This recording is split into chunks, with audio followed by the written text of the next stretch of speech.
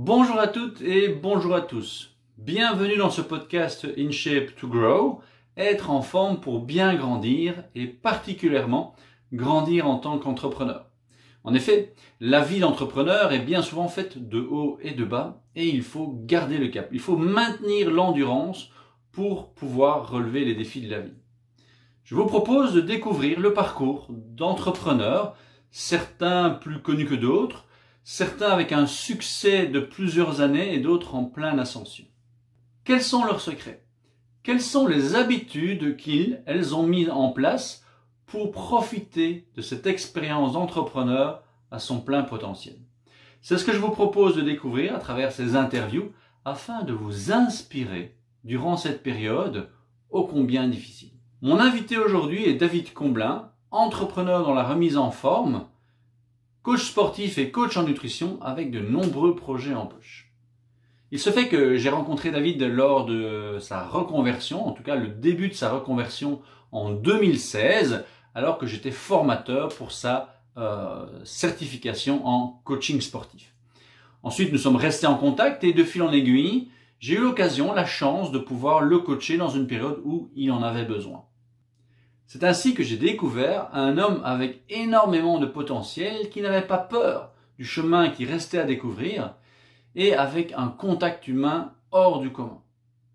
J'ai donc le plaisir de vous présenter David Comblin, à la fois super équipier, bâtisseur et papa de 5 enfants. Bonjour David, comment vas-tu aujourd'hui? Aujourd'hui, moins bien que d'habitude. Question énergie, mais sinon, ça va super bien. Il y a des jours comme ça, hein, c'est la vie d'entrepreneur, il y a des hauts, des bas. On va en parler justement durant cette interview. Mais me permets-tu d'abord de commencer par revoir un petit peu certaines dates clés de ta vie? Oui, bien sûr. Passer par là. Alors donc, Ouais. tu es né en 1977, 77, comme diraient nos amis français, ou même au Québec, pas loin d'ici. Et très vite, tu es donc sportif. Tu as commencé par toute une série de sports. Est-ce que tu peux me les citer un petit peu Oui, j'ai fait un peu de basket, un peu de volleyball et principalement du tennis de table avec mon papa. Ça, c'est une des premières disciplines que j'ai fait un peu en compétition. Un peu d'athlétisme, mais j'ai pas fait très longtemps, mais j'ai toujours été passionné depuis que je suis né, d'après ma maman, par le cyclisme.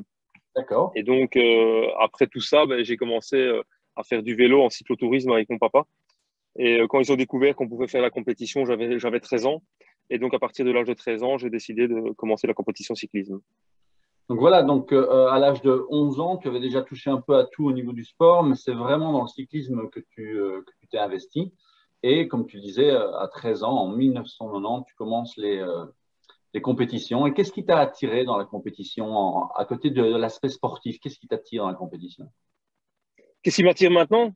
Qu'est-ce qui Qu'est-ce qui m'attire à cette t'attirait à époque-là? l'époque, à 13 ans? Qu'est-ce qui est passé dans ta tête pour te dire, ben voilà, c'est bien le vélo, je m'amuse bien, j'ai les potes, mais qu'est-ce qui t'a attiré vers la compétition en tant que tel?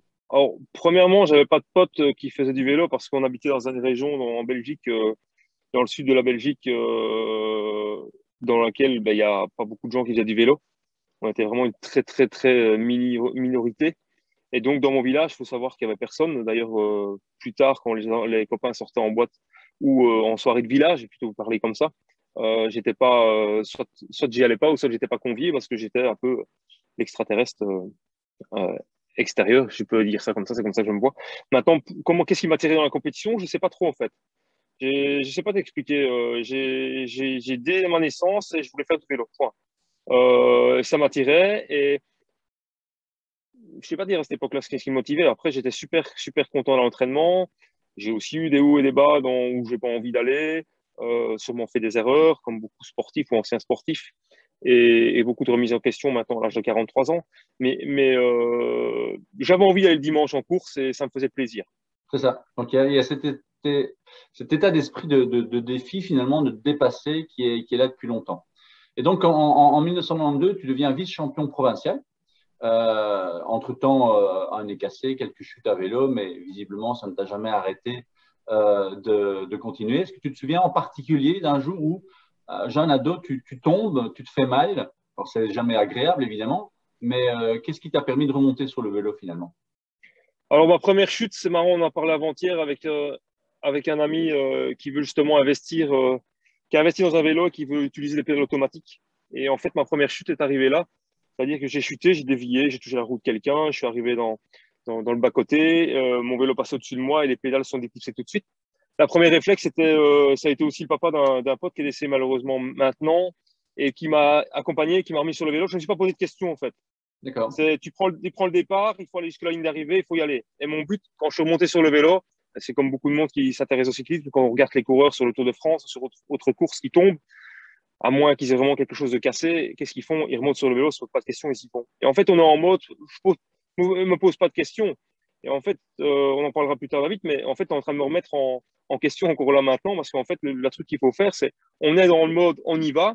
Et pour moi, ce mode compétition et ce mode, je me casse la gueule à vélo, j'ai rien de cassé, je monte sur le vélo, je repars et je bourre des bourre pour rentrer et revenir. Et ce jour-là, je me souviens que je suis revenu juste dans les 10 derniers mètres sur les coureurs avec qui j'étais pour la ligne d'arrivée. Et donc, c'est parfois même un peu frustrant parce que tu aurais voulu peut-être tomber un tour plus tôt pour pouvoir revenir et jouer la gagne. Mais bon, même si j'étais pas un grand gagneur, je pense que dans la tête, oui, comme tout le monde, mais au résultat pas, il doit y avoir des explications et ça, je pense que maintenant, je les connais. Mais en tous les cas, il y avait cette passion qui était là de vouloir faire bien, bien, bien. Et je vais te dire un truc, même si on dit que le cyclisme, c'est un sport difficile, pour moi, le business que je lance est plus dur que le cyclisme que je faisais. Oui, tout à fait. On y reviendra hein, sur ce parallèle entre ton expérience, ta carrière en tant que sportif et aujourd'hui les défis que tu te lances. Et donc, tu parles de victoire ou en tout cas d'un manque de victoire peut-être par rapport à tes objectifs, mais en 1994, tu deviens quand même champion provincial en junior et tu es dans les 20 premiers francophones. 2 ans plus tard, tu fais le Tour de Namur, tu es le meilleur combatif, pardon. L'année d'après aussi. Donc, il y a quand même quelque chose derrière avec ce travail, avec cet acharnement, cette personnalité de jusqu'au boutiste, hein, comme on dit. Et donc, en 1999, à 22 ans, tu es espoir et tu fais quand même des tours assez élevés en termes de qualité. Hein. Pour ceux qui connaissent Volk, le Tour des Flandres, Paris-Roubaix, Liège-Bastogne-Liège, quel est dans ces courses un de tes meilleurs souvenirs? Alors, meilleur souvenir, c'est le Tour des Flandres. Donc, évidemment, ça, c'est en catégorie espoir, avec un ami qui s'appelle Sébastien Matosa, qui est devenu pro. Il n'a pas fait une grande carrière professionnelle, mais il a fait une belle petite carrière. Euh, et en fait, moi, je me suis toujours considéré comme un super équipier. D'accord. Malgré que dans mon business, j'essaye maintenant, je n'essaye pas, je veux devenir un leader. Mais la différence, à cette époque-là, moi, j'étais l'équipier de luxe. Il faut savoir qu'à un moment, Tour des Flandres, pour ceux qui l'ont jamais fait, c'est vraiment comme on le pense chez les pros, ça roule, roule, roule, roule, roule. Et puis on arrive au Vieux Quarmont, c'est comme un entonnoir. Il faut découvrir ce Vieux Quarmont qui est waouh. Et moi, frotter, c'était pas mon truc. Et ce garçon qui s'appelle Sébastien chute et reprend un vélo. Et l'idée, c'était de le ramener dans les 3 premiers du peloton pour monter le Vieux Quarmont. On le ramène et là, il rentre, il est dans les 3 premiers. Et dans le Vieux Quarmont, moi, je dis OK, je monte tranquille. Et je suis dans les derniers du peloton. J'arrive pas à me faufiler, c'est pas mon truc, donc je monte tout le monde. Et là, le garçon, je le revois encore à côté de moi, problème de dérailleur, il doit changer de vélo. Je l'attends. Et là, à partir de là, je me suis mis en mode, et ne me demande pas comment, je ne me suis pas posé de questions, j'ai appuyé sur le champignon, j'ai dit, reste dans ma roue, je vais te ramener. Alors, ne me demande pas pourquoi je dis ça, en tout cas, tout ce que j'ai fait, c'est que ça a été fait.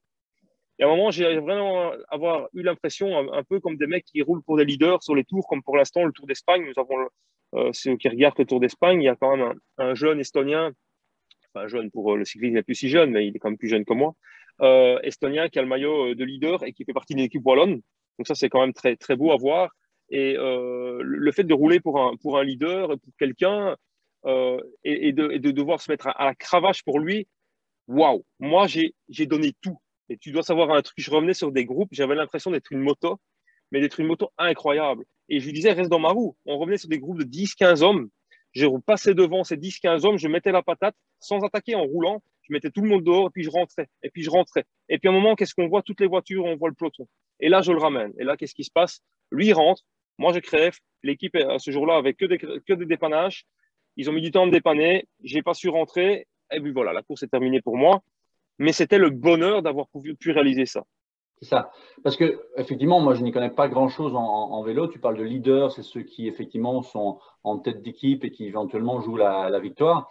Mais est-ce que, finalement, ramener un homme comme ça de loin vers le peloton? Est-ce que c'est pas l'idée finalement, si on peut utiliser ce mot-là, et montrer l'exemple, un lead by example, donc montrer l'exemple et entraîner les gens dans ta roue?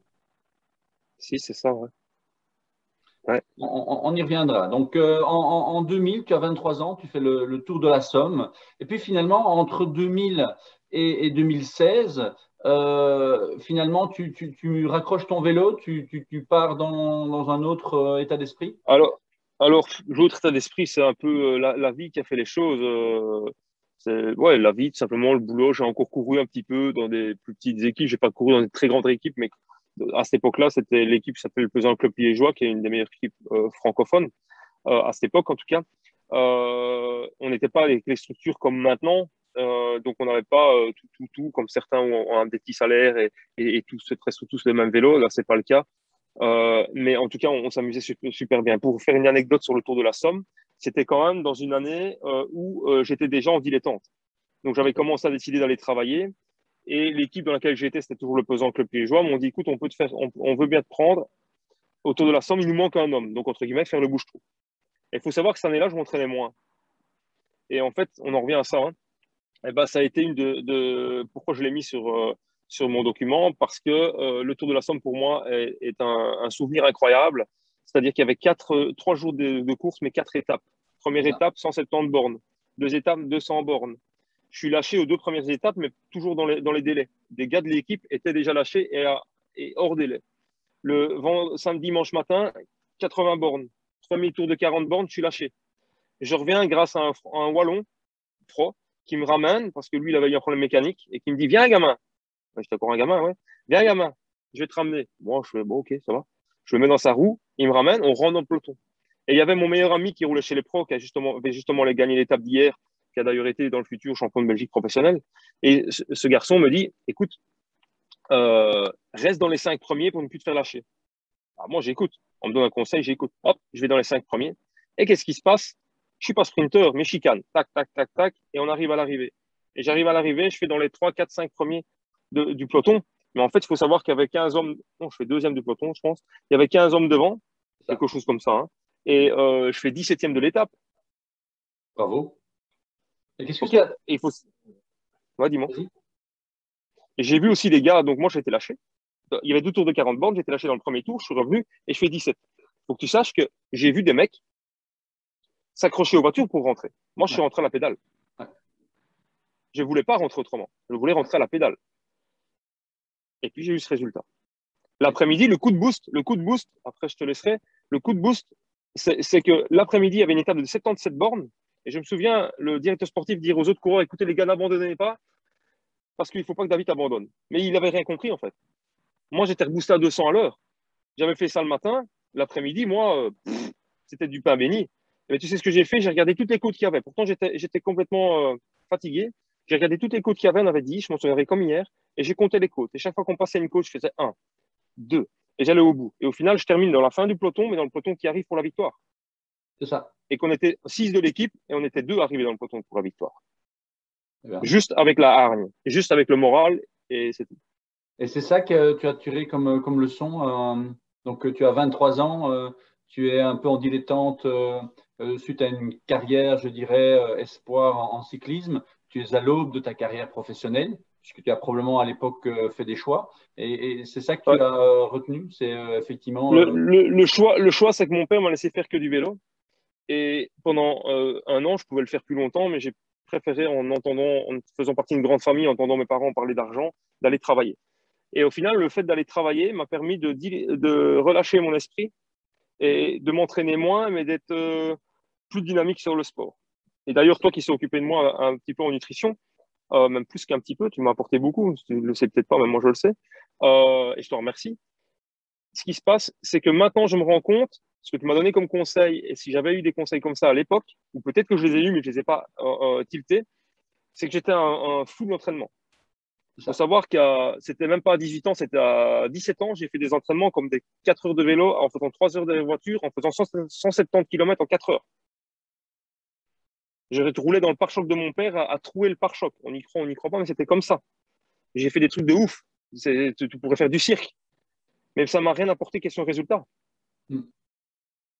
Mais par contre, ça m'a endurci, mais ça m'a rien apporté quelque chose de résultat. Là, je travaillais, je m'entraînais moins, j'ai pas eu plus de résultats, mais j'ai eu plus de satisfaction. C'est ça. Après, les années après, il y a quand même un minimum d'entraînement à avoir, un minimum de ci, un minimum de ça, un minimum d'hygiène. Et c'était plus toujours le bon truc. Mais apprendre à savoir s'entraîner correctement et en n'oubliant pas les moments de récupération et de repos pour gagner cette énergie. Et c'est là où on va en venir sûrement dans le sujet par après. Mais voilà.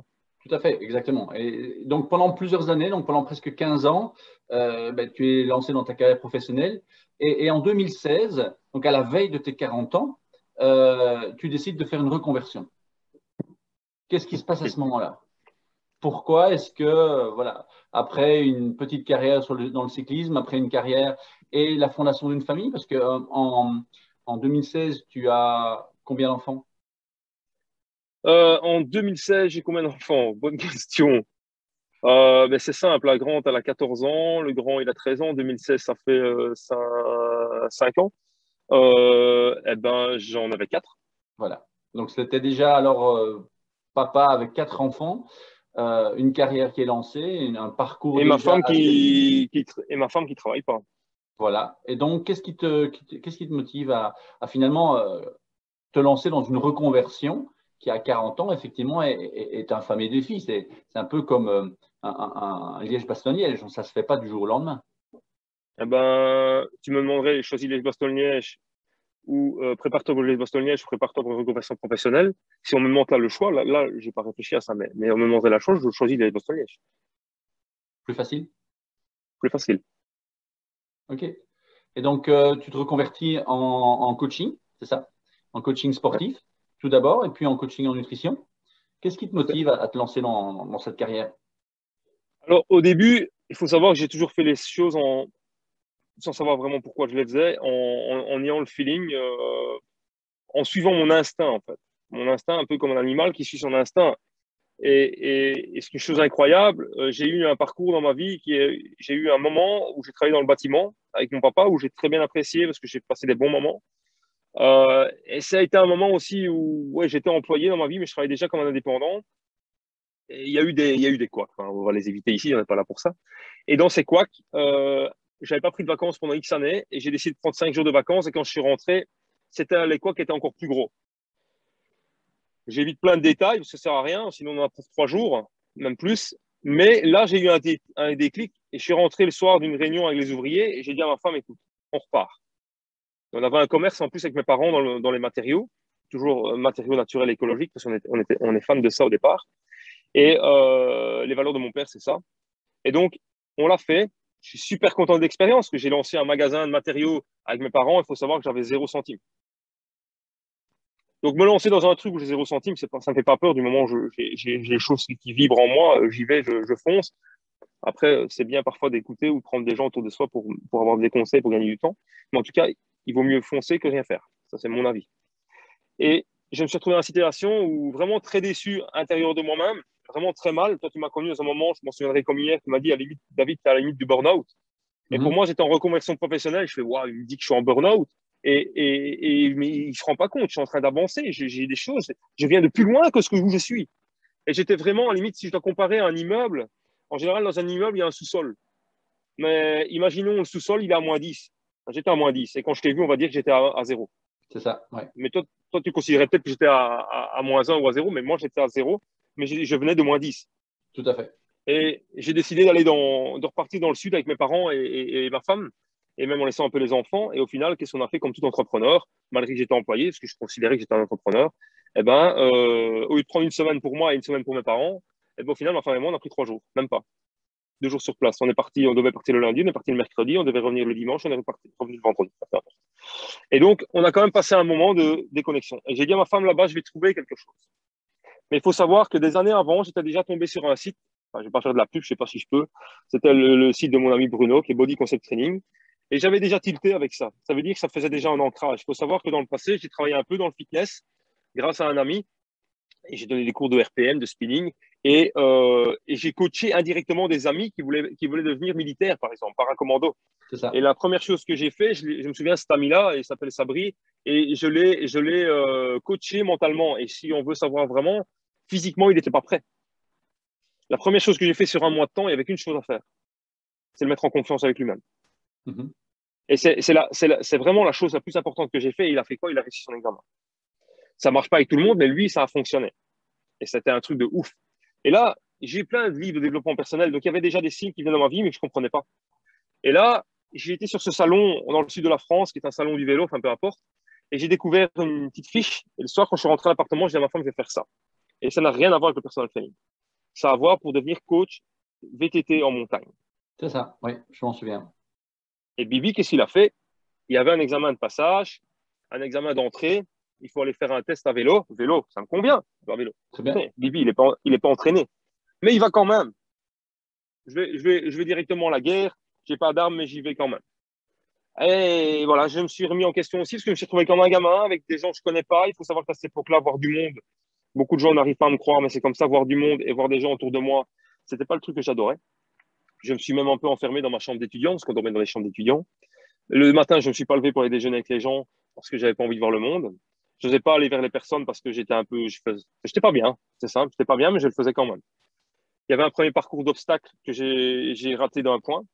Et après-midi, il y avait initiation, enfin pas initiation, un parcours d'orientation. Chose que j'ai raté aussi parce que pour différentes choses. J'ai perdu un peu mon temps, mon moral. J'ai perdu, j'ai lâché prise. Enfin, j'ai pas lâché prise, mais dans le mauvais sens plutôt. J'ai lâché prise dans le mauvais sens. J'ai pas su aller vraiment vers les bonnes choses et vers les bons endroits. Mais à la fin, quand je suis arrivé, j'étais content de moi en fait, même si j'avais raté. J'étais content parce que j'ai pris de l'expérience, j'ai pris de la bouteille et j'ai compris où j'ai fait mal les choses et où je dois faire bien les choses. J'aurais pu retourner passer l'examen, j'y suis pas retourné pour une question de famille et une question que la vie a bien fait les choses. Je dis pas que je le ferai jamais, hein. Peut-être quand j'aurai 50 ans, je serai en montagne, je ne sais pas. Mais en tout cas, c'est un truc qui m'attire, bien sûr. Si je peux retrouver ma passion et le coaching en même temps, pourquoi pas. Mais pour l'instant, j'avance de toute manière parce que j'aime l'être humain. Et j'ai découvert il y a quelques jours, je dirais quelques semaines, ma mission de vie. Ma mission de vie, pendant longtemps, on me dit, c'est quoi ta mission de vie? Je fais, souviens-toi, tu me posais des questions avec des questionnaires, j'ai du mal à y répondre. Encore récemment, celui que tu m'as mis, je l'ai fait, mais voilà, c'est pas évident de se remettre en arrière. Tout à fait. Et tu m'as justement demandé récemment pourquoi j'ai fait une formation qui s'appelle la NASM, et je t'ai expliqué pourquoi je l'ai faite, mais j'ai passé le premier examen et j'ai pas peur de le partager. C'était une semaine après la formation, j'ai raté. Et je pense pas qu'on s'est eu depuis, ou on s'est eu, je sais plus. Et en fait, j'ai raté, mais il y a plein de choses qui sont revenues en arrière. C'est-à-dire, je me suis revu quand j'étais en primaire, et on en revient à cette confiance, en fait.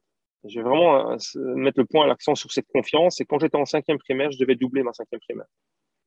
Mes parents ont décidé qu'on toque à la porte d'une autre école et qu'on aille voir un directeur d'une autre école. C'est ce qu'on a fait. Et quand on est arrivé là-bas, le directeur a parlé, blablabla, et puis à la fin, il me dit, écoute, je te laisse passer en sixième, à une seule condition. Une seule condition. C'est que tu réussisses ta sixième. Et moi qui devais rater ma cinquième, j'aurais pu dire, je vais voir. Non, non, j'ai dit, OK, je vais le faire. Et je suis passé d'une classe où on était 2 élèves en cinquième à une classe où on était 20 élèves en sixième. Et cette année-là, c'est grâce à la formation et l'examen que j'ai fait, que j'ai raté, que je vais refaire, parce que j'ai décidé maintenant de le faire, de le réussir.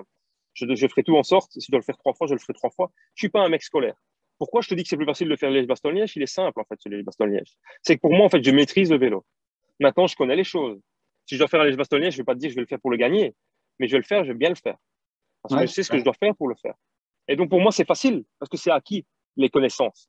Le reste, c'est tout du nouveau. Et l'école, ça a toujours été du nouveau. Et dès que je rame dans quelque chose, ou que je ramais, je peux parler comme ça, je ramais dans quelque chose, eh ben, je faisais plus.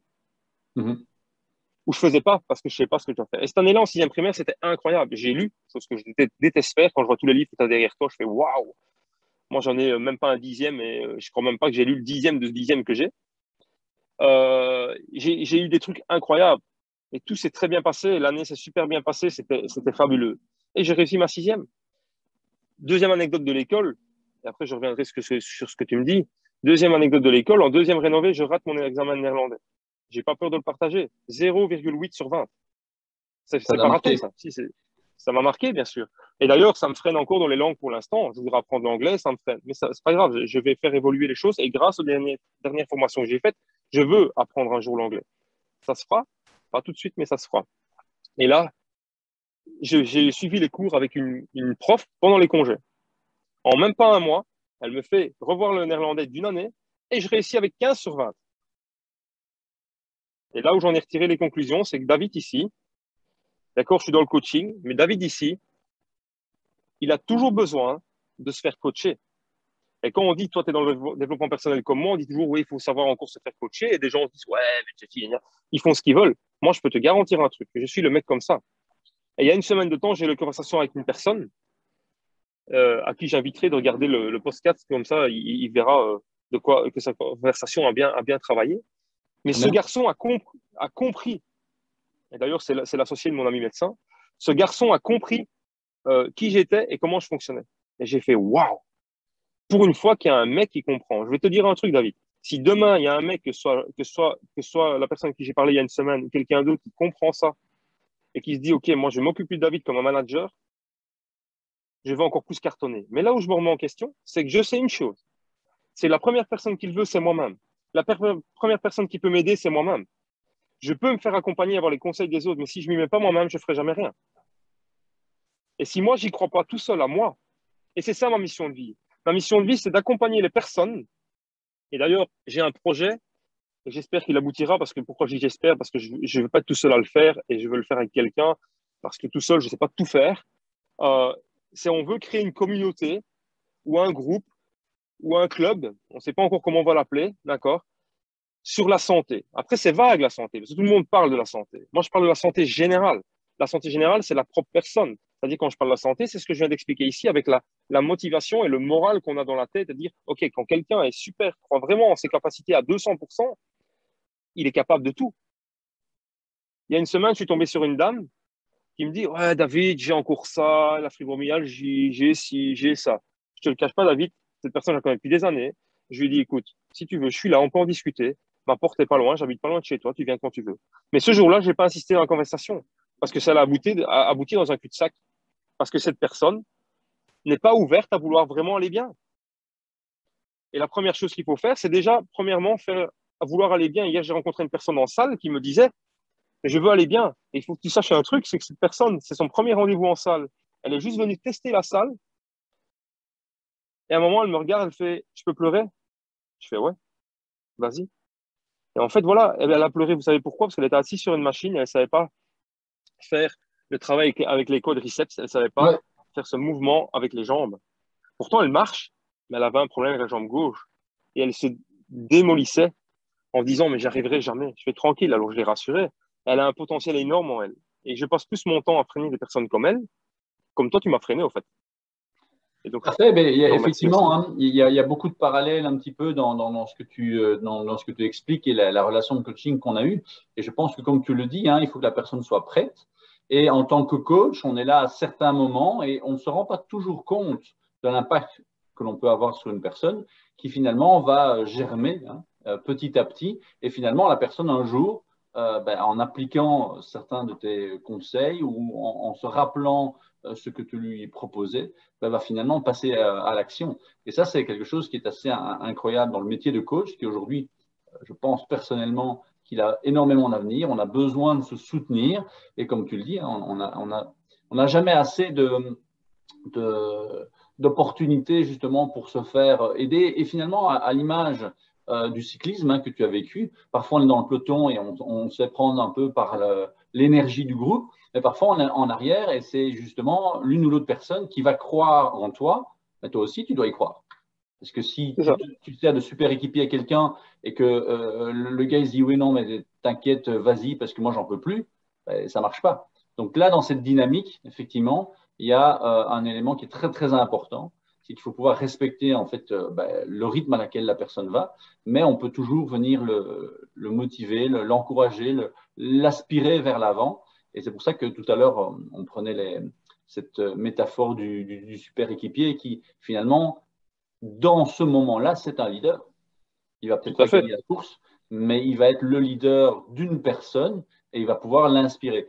Et c'est la base de ce podcast In Shape to Grow, c'est vraiment de pouvoir inspirer d'autres entrepreneurs qui sont quelque part finalement dans leur aventure d'entrepreneur et qui auraient besoin ben, d'histoires comme les tiennes, hein, semées d'embûches physiques ou mentales, parce que j'imagine que lorsque tu seras un Liège-Bastogne-Liège, il y a des moments où effectivement, physiquement, c'est dur, mais tu passes au-delà Au niveau scolaire, c'est plus un défi mental, mais tu te remets en question.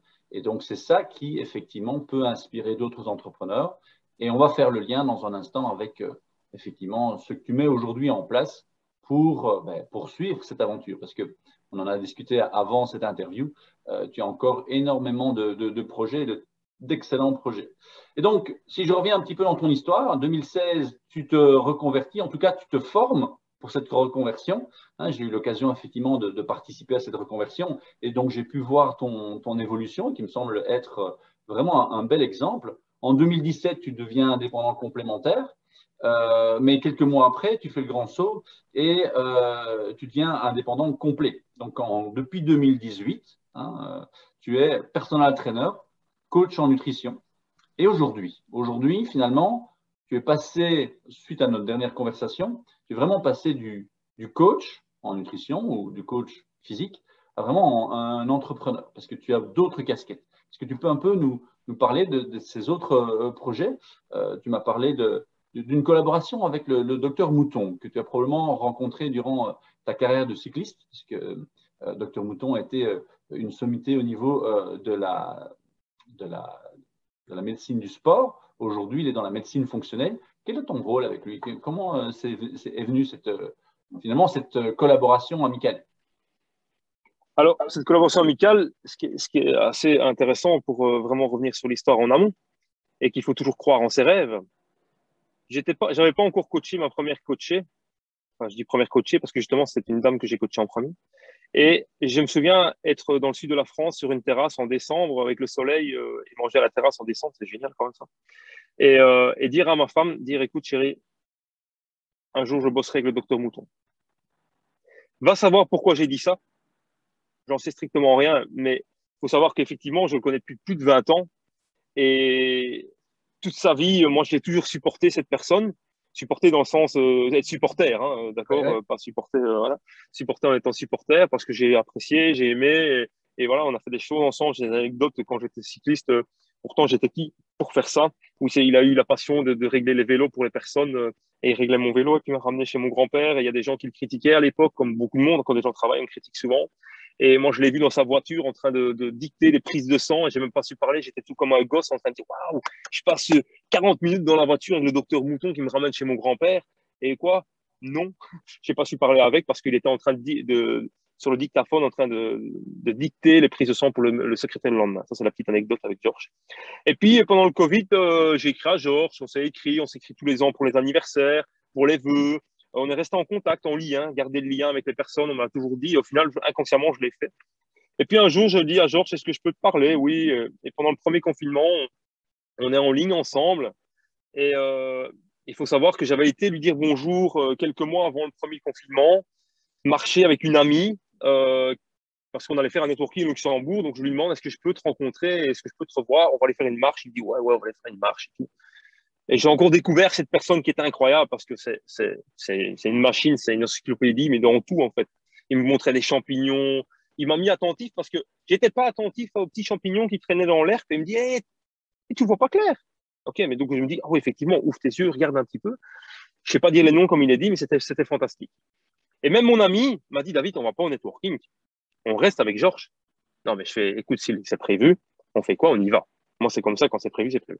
Et donc, on a quand même été, on a mangé un bout avec lui. C'est incroyable parce que c'est une personne qui mange sans gluten. Il a quand même trouvé au Luxembourg, dans un petit village trop perdu, je dirais pas le nom, euh, une petite taverne où il y avait possibilité de manger, et pas de spécialité sans gluten, mais il a quand même trouvé ce qu'il fallait pour manger sans gluten. C'est incroyable. Alors, quand quelqu'un me dit, je ne sais pas manger, je dois pas manger de gluten et je ne sais pas comment faire, appelez-moi ou appelez Georges, on va vous aider. Mais en dehors de ça, c'est le confinement, je l'appelle, je dis, est-ce que je peux t'appeler en vidéoconférence? Il dit oui. Et en fait, lui faisait une marche chez lui et moi, je faisais une marche chez moi. Et on a marché pendant 2 heures en vidéoconférence, en train de parler. On a même regretté de ne pas avoir enregistré la conversation, qui était super enrichissant. C'est de là qu'on a commencé notre premier webinaire, qui était le webinaire sur le jeûne intermittent, qui était un webinaire incroyable. C'est-à-dire qu'au départ, on avait prévu 2 heures, si mes souvenirs sont bons, ou 1 heure. Et le webinaire a duré plus de 2 heures et demie, 3 heures.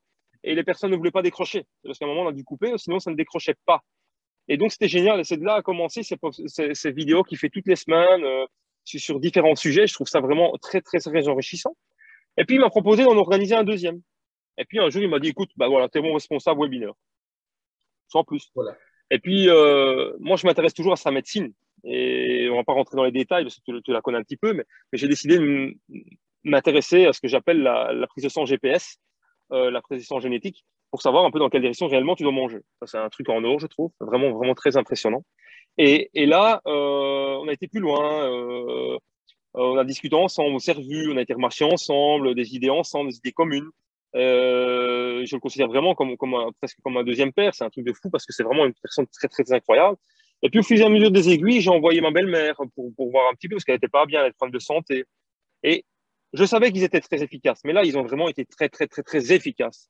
Elle a un problème de santé, ils ont analysé sa prise de sang qu'elle avait reçue.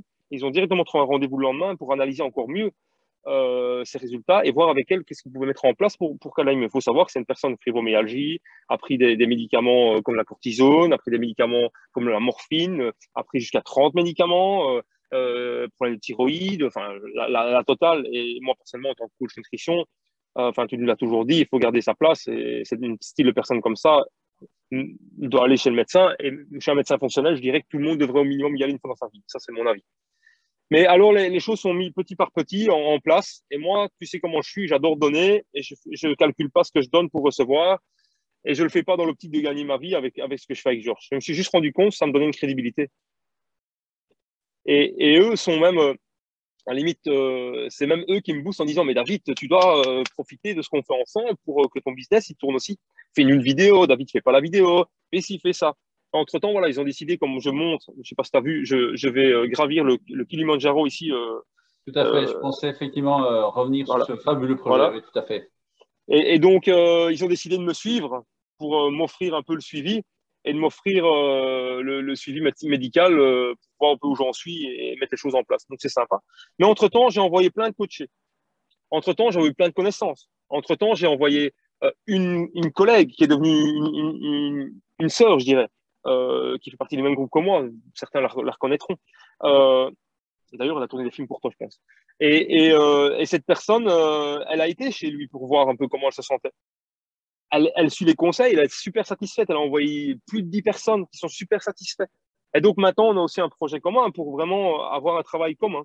Et je ne vais pas tout développer, enfin, toi, je t'en ai un peu parlé, mais l'idée, il y a un rêve, c'est plus qu'un rêve, c'est vraiment une idée, c'est de créer un centre où il pourrait avoir les différents services. Oui, ça effectivement, et on sent hein, dans toutes tes interventions aujourd'hui, on découvre un peu qui tu es finalement, parce qu'on a retracé un peu ton histoire, et on sent cette connexion avec l'humain qui est très forte, et qui, moi, m'a touché effectivement au travers de ta carrière depuis que je te connais, hein, depuis les premiers cours de reconversion. Et donc, honnêtement, c'est au-delà de pouvoir encourager et inspirer les entrepreneurs à justement se prendre en main en termes de santé et être inspirés par ces différentes interviews. Effectivement, pour moi, l'objectif, c'est de montrer à quel point un entrepreneur de demain doit se prendre en main pour pouvoir justement exceller dans son entreprise, partager sa passion, la raison pour laquelle il a monté cette entreprise et inspirer justement les gens à suivre, un peu comme la métaphore du super équipier. C'est oui, je vais le suivre. Là, je le suis dans sa roue, je vais aller jusqu'où je sais, mais je vais le suivre parce que voilà, il m'inspire. Et donc, effectivement, tu es responsable des webinaires du docteur Mouton. Tu es devenu également coach IMO, c'est ça? C'est comme ça qu'on dit? Alors, je suis pas devenu coach IMO, j'ai sympathisé avec un personnage incroyable aussi, enfin, j'adore, t'es aussi pour moi un personnage incroyable, si jamais, je te le dis, qui s'appelle Yannick Callens, qui est coach en immobilier, qui évidemment, comme il est coach en immobilier, mais il est passionné par l'immobilier. Comme j'ai travaillé dans le bâtiment, ben, comme beaucoup de monde, même ceux qui ne travaillent pas dans le bâtiment, aiment bien l'immobilier. Il faut qu'on sache tous que l'immobilier est un des pouvoirs financiers ou de gagner de l'argent qui est incroyable. Après, comme tout, hein, il Tout faut à se fait. mettre à l'action. Tout à fait. Personnellement, je ne me mets pas à l'action pour l'instant parce que j'ai un projet. Je pense que l'immobilier me rapporterait beaucoup plus. Si je mettais toute l'énergie que je mets dans mon business, je le mets dans l'immobilier, rapporterait beaucoup plus. Mais la passion d'accompagner l'être humain et d'évoluer moi-même, parce que la première personne qui évolue d'abord avant de faire évoluer les autres, c'est moi, Ouais. pour encore mieux faire évoluer les autres. Et ça, oui, mais je ne suis pas vraiment encore dans l'immobilier. Après, on a un projet avec ma femme, évidemment, de l'immobilier. Et là où je suis convaincu d'un truc, c'est que même si on n'a pas un bal, je peux te dire un truc. et ça, je pense avec tous les livres que tu as lus, tu le sais, c'est qu'on peut demain arriver là où on veut arriver. Après, le mot riche, ben, ça, tout le monde peut le dire. En tout cas, vivre de sa passion et avoir les ressources financières nécessaires pour... enfin, tu sais que j'ai 5 enfants maintenant, pas 4, mais 5 depuis pas longtemps. Et qu'évidemment, ben, tu as envie, pas spécialement de donner l'argent en main aux enfants pour qu'ils en fassent ce qu'ils veulent, mais j'ai envie de grandir. Et mon grand objectif, je profite du moment pour le dire, c'est à 50 ans, je veux être le meilleur grand-père du monde. Après, qu'est-ce que signifie grand-père, meilleur grand-père du monde? C'est que moi, physiquement, je veux être prêt. Donc, tu m'as connu à 40 ans, mais sache que tu me connaissais ma forme à 40 ans, je veux être en meilleure forme à 50 qu'à 30 ans. Pas qu'à 40. Quand tu m'as connu, c'était je veux être en meilleure forme à 50 qu'à 40. Maintenant, je veux être en meilleure forme à 50 qu'à 30. Meilleur à 50, ouais. Tout à fait. Ouais. Donc, derrière ce super équipier, tu as également une âme de bâtisseur finalement, hein. Tu veux construire quelque chose pour ta famille, tu veux construire quelque chose pour les autres finalement, pour les êtres humains que tu rencontres, puisque tu as construit finalement les webinaires pour Georges. Et donc, on sent effectivement derrière ton parcours, hein, puisqu'aujourd'hui, un parcours classique, c'est effectivement rester 20 ans, 30 ans dans la même boîte. Mais ça, c'est personnellement l'ancien modèle. Aujourd'hui, il faut des gens qui soient investis dans leur métier, hein. Malheureusement, on ne retrouve plus toujours dans les différents corps de métier des gens qui sont passionnés, des gens qui font ça par, par motivation vraiment énorme, et donc un partage de leur passion. Mais par contre, chez toi, on le sent énormément. Et donc, ce qui me finalement, on va terminer un peu sur ton histoire, sur la collaboration avec Caroline Bachot. Tu es devenue coach santé dans le domaine du Ouais. développement personnel. Et donc ça rejoint tout à fait le podcast In Shape to Grow, être enfant pour grandir. Et donc, peux-tu m'en parler un petit peu plus de ce rôle de coach santé? Alors, est-ce que tu veux que je t'explique juste le rôle du coach santé ou comment je suis arrivé à ça? Oh, sens-toi à l'aise de prendre le bout que tu préfères. Alors, comment je suis arrivé à ça? C'est aussi pour, comme tu parles d'entrepreneurs et de leur un peu donner l'expérience de comment on peut, évidemment, la santé est là, et comment on peut faire, et comment on peut se mettre en action et parfois faire des choses simples. Et on cherche parfois des compliqués. Et tu sais qu'à l'heure actuelle, il faut aller sur Facebook. Enfin, il faut aller. Je ne veux pas dire il faut aller, mais l'idéal, c'est d'aller sur Facebook, c'est de faire ceci, c'est de faire cela, envoyer des mailings, envoyer ceci. Et tu sais quoi? Je suis un cancre là-dedans. Un cancre là-dedans. Et je le dis. Et même la mémoire. Là, la preuve, je n'étais pas fatigué avant, je suis là avec toi, là, c'est ma passion, ce que je suis en train d'expliquer. Et donc, l'énergie, elle revient. Et parfois, pour l'énergie, il ne faut pas grand-chose, en fait, juste faire les choses qu'on aime. Et oui, malheureusement, des choses qu'on n'aime pas. Comment je suis arrivé à rentrer en contact avec Caroline Bachot? C'est assez simple. J'ai été participer à un séminaire d'une journée avec différents intervenants. Et le soir, on pouvait, monnayant 60 euros, si mes souvenirs sont bons, manger avec les intervenants. Et Bibi, il a dit quoi? Il paye 100 euros et on y va. Et je connaissais 2 personnes, 3 personnes maximum qui étaient là le soir avec moi. Et j'ai décidé de m'asseoir en bout de table et pas à côté des personnes que je connais. Et je m'assieds en face de 2 personnes. Un Français qui a une connaissance que je côtoie pas souvent, mais que j'ai régulièrement en ligne. Et Caroline Bachot qui habite dans ma commune. Ça, c'est un truc de fou quand même. Qui n'était pas comme elle est maintenant, elle était déjà bien avancée dans son business. On discute, mais au final, on discute sympa de la vie, de tout ce qui passe. Et puis elle dit qu'elle cherche un coach. Et je dis, oh ben voilà, et je lui propose un rendez-vous. Je prends son numéro, je l'appelle dans la semaine, on fixe un rendez-vous. Et le rendez-vous se passe bien, mais tu as l'impression que c'est 2 copains qui faisaient une séance, il fait une séance, mais Bibi, qu'est-ce qu'il fait? Il pense à tout sauf à vendre. Et quand je parle du prix, je parle du prix, enfin peu importe, elle décide de ne pas le faire. Grave, ok, ça passe. Et puis dans ma région, il y a différents coachs qui sont super sympas, qui font bien leur travail aussi. Et j'entends qu'elle se fait coacher là-bas, là-bas, là-bas. Ça ne m'empêche pas de rester en contact avec elle. Et au début du Covid, j'apprends qu'elle a fait le jeûne intermittent. Et comme j'avais justement, avec le docteur Georges Mouton, le webinaire sur le jeûne intermittent, je lui propose de l'interviewer. Pas aussi constructif que ce que tu es en train de faire là, mais c'était un bel interview. Comme je suis un cancre dans tout ce qui est informatique, le Zoom ne démarre pas en live. Ok, c'est pas très grave. On a trouvé la solution après, rien de grave. Mais il y a quand même des gens dans sa communauté qui ont dit, quand j'ai participé à un de ces séminaires, et c'est toi qui as interviewé Caroline. Ben, je fais ouais, je n'ai pas fait grand-chose. Et donc, ce jour-là, quand elle m'a invité à participer à, ou elle m'a offert, je sais plus, une session stratégique, j'ai accepté, j'ai pris. Et là, elle me propose une formation qui s'appelle l'EFT, c'est une formation sur les émotions, en anglais, je ne sais plus trop dire le mot. Emotional Freedom Technique. Merci à toi, David. Tu vois qu'il y a toujours besoin de quelqu'un. Et donc là, je vais à sa formation de FT, c'était un truc de fou parce que tu arrives dès le départ, je me mets un peu en arrière, et puis, le coach, il est là, on était que 2 hommes on était 20, je pense qu'on était 2 hommes sur les 20. Ouais, c'est Bonheur pour un classique. homme. Et puis voilà, voilà, mettre l'ambiance, elle met quand même pas mal d'ambiance à ces séminaires, et on m'invite à passer devant avec elle pour danser avec elle, pour motiver tout le monde. C'était génial, il y avait une ambiance de fou, ça durait combien de jours? Ça durait 5 jours, cette formation, si mes souvenirs sont bons. Et c'était vraiment grandiose. Sorti de là avec des connaissances de personnes incroyables. Et en dehors de ça, il m'arrive une histoire des mois après où, d'ailleurs, on me pose d'abord la question, mais pourquoi tu as fait cette formation? Elle va te servir à quoi? Faut que tu saches que la formation de tête, elle coûtait 1 000 euros. Je ne sais pas si elle coûte encore ça, mais en tout cas, elle coûtait 1 000 euros.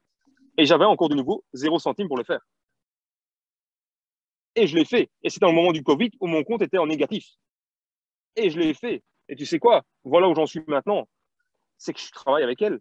Et entre-temps, j'ai fait un autre séminaire. Et j'étais pas bien au séminaire là parce que je venais de me prendre un sanglier avec une voiture. Wow, ça fait du bien, ça réveille un petit peu. C'est le folklore, hein. Voilà. Mais ça m'a remis en énergie son séminaire. C'était 2 jours. Et il faut savoir que, encore là, je suis un peu revenir un peu en arrière, en fait. Tu te souviens quand j'ai expliqué tout à l'heure que quand j'étais en France avec le test de vélo, je m'étais isolé. Eh bien, c'est pareil, je m'isolais pendant les pauses. J'allais m'enfermer dans ma voiture pour me mettre tout seul. Mais à la fin du week-end, j'étais dans une énergie incroyable. Mais incroyable, elle met les gens dans une forme incroyable. Ok, ça passe. Et entre-temps, je discute avec Pierre Paulouja que j'avais vu dans l'autre formation. Et il y a une des personnes qui me propose un truc. Et moi, je fais un échange. Écoute, viens, on se donne rendez-vous, explique-moi ce que tu fais, moi, je te montrerai ce que je fais. Et quand je lui fais une séance, la fille, elle accroche. Entre-temps, elle accroche, elle kiffe. Et j'ai décidé de me mettre en retrait en tant que coach. C'est-à-dire, comme je l'ai dit l'autre fois, je ne veux pas spécialement mettre des témoignages, mettre des photos. Donc, ce que je fais maintenant, c'est que je fais des photos avec mes coachés, je leur envoie en cadeau, et ils en font ce qu'ils veulent. Et qu'est-ce qu'elle a fait? Elle a mis un témoignage. Mais c'est une coachée à Caroline Bachot. Caroline fait aussi des séminaires, mais aussi des coachings de différents suivis et du haut de gamme sur un an. Et c'est une de ses clientes, coach chez, qui est une cliente méga, d'accord. J'ai l'occasion de la coacher. Et je découvre cette personne qui est une personne comme nous, normale, et qui gagne très bien sa vie, qui travaille dans un marketing de réseau, qui développe incroyable. Et quand tu la vois, elle est tout à fait ça, mais super, super, super incroyable. Est-ce que c'est ça qui a fait que, entre-temps, je reçois un message, c'était en novembre ou décembre 2020, Caroline Bachot qui m'envoie un SMS. Salut David, comment tu vas? Est-ce qu'on peut se voir demain? Donc on était un samedi. Tu peux passer à mon appartement demain parce que je voudrais que tu me coaches. Ok, je peux t'assurer là, David, que je ne m'y attendais pas du tout, cette histoire. Surtout pendant le Covid, il y en a qui communiquaient beaucoup sur Internet et Bibi faisait rien, bullshit. Et elle arrive. Et elle me propose, donc ok, on tombe sur un accord et elle décide de la coacher. On part sur 3 mois et depuis décembre, je la coach toutes les semaines en tant que coaché à moi. Et puis on discute, on fait des choses. Puis un soir, elle a un séminaire sur Charleroi. Je vais la coacher à l'hôtel parce que je veux pas qu'elle lâche, donc je la coach à l'hôtel parce que je suis pas loin, donc on trouve une solution pour le faire. Et le soir, elle me dit, écoute, tu viendrais pas souper avec nous? Je dis, ouais, ok, je préviens ma femme et je viens souper avec vous. On était 6 ou 7 à table, enfin peu importe. Et là, il y a une des filles qui dit, ah ouais, ça m'intéresse que tu coaches mon mari et tout ça. Voilà, on discute. Le lendemain, j'ai rendez-vous avec elle à leur hôtel où ils ont la formation pendant le temps de midi. J'y vais. Et comme ils étaient en reprise de séminaire, je vais dire bonjour à tout le monde. Moi, j'aime bien ça. Quand je connais, je vais dire bonjour. Puis je vois Caroline, je dis bonjour. Puis je dis, ben, elle est en train de redémarrer. Je fais, tu veux que je reste ou tu veux que je m'en aille? Est-ce que tu veux, si tu veux, je reste et je lance le truc avec toi. Et j'ai lancé, et j'ai chanté, j'ai dansé. Enfin, comme je dis toujours en rigolant, je ne sais pas danser, mais au moins, je m'en fous. Je fais ce que j'ai envie de faire et ça fait plaisir à tout le monde. Et donc, on a ramené une énergie ensemble et elle était super contente. Et après, je m'en vais, je laisse dans leur séminaire. Et le soir même, je reçois un message de sa part en disant, est-ce que ça t'intéresse de devenir coach dans la Coaching Business Academy? Parce qu'il faut savoir qu'elle a lancé son académie de coach. Ben moi, tout de suite, évidemment, je fais oui, parce que je suis un peu comme avec Victor Mouton. Il faut savoir que les partenaires que je tourne de moi, au départ, je suis supporter de ces personnes-là.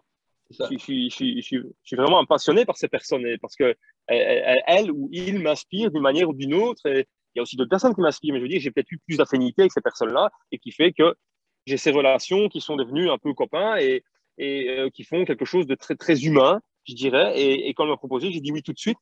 Et beaucoup me diront, j'ai eu quelques-uns qui m'ont demandé, mais tu gagnes combien? OK, ça maintenant je sais, mais ça regarde que moi. Mais sur le coup, je ne l'ai pas fait en me disant, ouais, je vais gagner combien? Je l'ai fait parce que j'avais envie et j'ai trouvé ça super enrichissant d'intégrer cette coaching business academy. Et maintenant, j'ai réunion toutes les semaines avec leur staff. Même parfois, je suis un peu en retrait parce qu'il y a des choses qui discutent c'est pas qu'ils me regardent pas parce qu'ils me font confiance, mais qui me concernent pas dans un premier temps. Demain, on fait un team building avec elle pour nouer les contacts et les nouveaux coachs et les anciens et les responsables. Et c'est vraiment une personne incroyable. Et je suis vraiment, je dis toujours, très honoré de faire partie de cette team et de la richesse que je vais apprendre. Si je peux parler, quelqu'un voulait parler de finance, je veux dire, il faut regarder la richesse autour de ça. Mhm. Hein. Et encore une fois, je donne pour recevoir et c'est un truc de fou parce que j'ai des témoignages sur les groupes privés. Je donne cours tous les samedis matin à 8 h du matin, juste pour les membres de sa coaching business academy, en groupe, en vidéoconférence, chose que je suis pas fan au départ. Je suis vraiment pas fan du tout, j'aime pas, mais je le fais et les gens apprécient. Et j'ai appris un truc. Avant, j'aurais été vexé qu'il n'y ait pas assez de monde présent, même parfois quand il y a 5 personnes. Mais je donne l'énergie aux 5 personnes comme s'il était 50. Et ça, je suis fier de moi pour ça. Et je dirais, je te remercie aussi parce que tu m'as donné beaucoup d'outils quand tu m'as coaché pour arriver à là où je suis maintenant. Je pense qu'effectivement, le parcours d'un coach comme toi, hein, c'est une succession d'étapes, d'événements, d'expériences qui font qu'aujourd'hui, ben, tu développes de plus en plus ta personnalité au niveau du coaching. Et que ce soit moi, que ce soit les contacts avec le docteur Mouton, que ce soit ce gars qui t'a dit, allez gamin, suis-moi, tous ces éléments t'ont construit aujourd'hui. Et justement, je voudrais passer alors à ce moment-là à une autre partie de cette interview. On a découvert ton histoire, hein, qui est à la fois très dynamique, avec des rebondissements entre le sport et la passion. Si tu devais aujourd'hui faire un parallèle ou savoir ton expertise en tant qu'athlète, qu'est-ce qu'elle a pu t'amener dans le défi que tu t'es lancé depuis 2017 de devenir indépendant finalement, qu'est-ce qui t'a nourri durant ce changement de carrière en devenant indépendant et en te faisant une reconversion, qui vient de ton expérience en tant que sportif? Alors, la grande chose qui me passionne, est-ce que ça va avoir avec ma carrière? Si je fais partie du groupe Body Concept Training, c'est aussi pour ça. C'est l'esprit d'équipe et l'esprit de famille. Ça, c'est une première chose. Après, tu vas me dire que ça va avoir avec l'indépendant. Moi, ça, c'était important, en tout cas, de démarrer. C'est pareil pour Nutrition Coach, dans laquelle je fais partie aussi, qui est une grande famille. Euh, et, et, et qu'est-ce que le sport m'a apporté? Parce que même si le cyclisme est un sport individuel au départ, c'est devenu toujours dans ma tête un sport d'équipe, en fait. Et si j'étais un très bon équipier, c'est parce que pour moi, voilà, donner pour un mec, c'était incroyable. Après, il y a aussi dans les petites équipes, on a donné pour moi, et c'était super satisfaisant aussi. Hein. D'accord?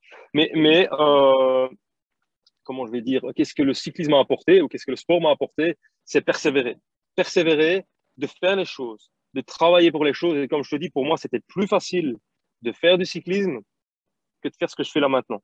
Maintenant, je suis super satisfait d'être là où je suis parce qu'en fait, j'ai l'impression d'être un mec beaucoup plus cultivé que quand je faisais que du vélo. Parce qu'il faut savoir que quand j'étais à l'école, je faisais que du vélo. Tu me parlais autre chose que de vélo, je ne savais pas te parler. Oui, tout à Et comme fait. je te l'ai dit tout à l'heure, ouais, vas-y. Non, vas-y. Je disais, comme je l'ai dit tout à l'heure, ça a confirmé mes résultats de prise de sang récemment. Je suis quelqu'un qui a besoin de beaucoup d'oméga 3 et quand j'en consomme pas assez ou si je fais pas attention assez, et c'est d'ailleurs ce que tu vas en venir par rapport à la santé, c'est mon cerveau, mon mémoire. Je suis déjà quelqu'un qui doit travailler beaucoup, mais si j'ai des manques dans ces points-là, j'ai encore plus difficile. C'est Et ça. donc, évidemment, quand je fais quelque chose habituel, ça fonctionne. Tu vois. Et donc, oui, le cyclisme a apporté quelque chose, mais aussi ma vie. C'est-à-dire que quand on parle de retenir quelque chose, je sais là aujourd'hui que je peux le faire. Tu sais qu'est-ce qui m'a rappelé ça? C'est une anecdote quand j'étais petit, mon père jouait au théâtre et il m'a demandé de jouer une poésie devant tout le monde avant sa pièce de théâtre. Et je me souviens l'avoir fait. Alors pourquoi, là maintenant, j'ai difficile de retenir quelque chose que j'ai envie de faire? Comme par exemple la dernière formation que j'ai faite, que tu connais, que tu sais elle est quand même haut level. Voilà, il faut retenir des choses par cœur. Tu sais faire les choses, mais tu ne sais pas les retenir par cœur. Et donc, il faut adapter, il faut travailler là-dessus. Et dans mon cas personnel, je travaille encore beaucoup là-dessus. Et le vélo ne m'a pas aidé pour ça. Non, c'est ça. Mais par contre, le vélo m'a aidé à amortir ma chic, à tenir le coup, à avoir mal, je vais parler franchement comme un pur cycliste, avoir mal la gueule, Tout à fait. d'accord? Avoir mal la gueule et se dire, OK, je me prends un mur, je viens de me casser la gueule contre un mur. Moi, j'ai vu un pote que j'ai revu il y a un an, à l'âge de 13 ans, il s'est pris un mur d'une grange. Le gars, il est toujours là. Je me souviens hier qu'il se prend le mur de la grange. Il faut savoir une autre anecdote dans le vélo. C'est le vélo aussi, en quelque sorte, qu'on est en train de me demander. J'ai un pote, j'ai perdu mon meilleur pote avec qui je devais m'entraîner et qui, excuse-moi, et qui, avec qui je devais m'entraîner ce matin-là et qui s'est fait renverser sur le Ravel. Et depuis ce jour-là, d'ailleurs, c'est un truc de fou, tu es en train de m'interviewer et je suis derrière moi, c'est là où il habitait. Mm. C'est un truc de fou, ça. Je ne sais pas si c'est le hasard, mais c'est comme ça. Mais lui m'a appris aussi beaucoup. Et il me regardait, il me dit, David, je me suis remis à courir à une époque où je travaillais. Je me souviens d'une anecdote, je me permets de le faire.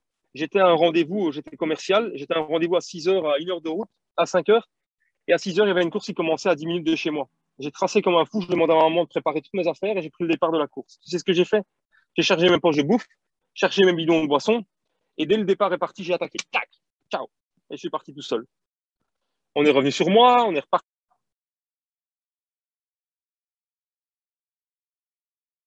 on est revenu.